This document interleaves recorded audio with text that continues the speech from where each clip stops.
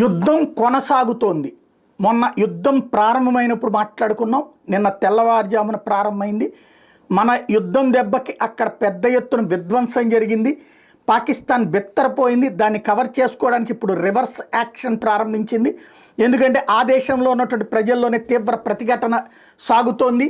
అక్కడ సైన్యం వాస్తవంగా అక్కడ బెలూచ్ రెబల్స్ కావచ్చు, అలాగే గిల్గిట్ బల్టిస్తాన్లో కావచ్చు, ఖైబర్ పఖ్తూన్వాలో కావచ్చు, అక్కడ ఉన్నటువంటి తెహ్రీకి తాలిబాన్ పాకిస్తాన్, సింధు రెబల్స్, ఇమ్రాన్ ఖాన్ వర్గం అల్లకల్లోలంగా ఉంది. అక్కడే వివిధ గ్రూపులు ఆ సైన్యానికి వ్యతిరేకంగా, ప్రభుత్వానికి వ్యతిరేకంగా ఉద్యమిస్తుంటే దాని నుంచి డైవర్ట్ చేసుకోవడం కోసం అని చెప్పి కొరివితో తలగొక్కుంది. భారత్లోకి ఒక 25 మందిని ప్రాణాలు దీయించి, మతం పేరుతో ప్రాణాలు దీవించి, తద్వారా భారత్లో హిందూ ముస్లిం ఘర్షణలు వస్తే దాన్ని తన దేశంలో గొప్పగా చూపించుకుని అక్కడ ఉన్నటువంటి ప్రజలందరినీ ఐక్యం చేద్దాం అనుకుంది. కానీ ఇప్పుడు బెలూచ్ వాళ్ళు ఓ పక్కన అటాక్ చేస్తున్నారు.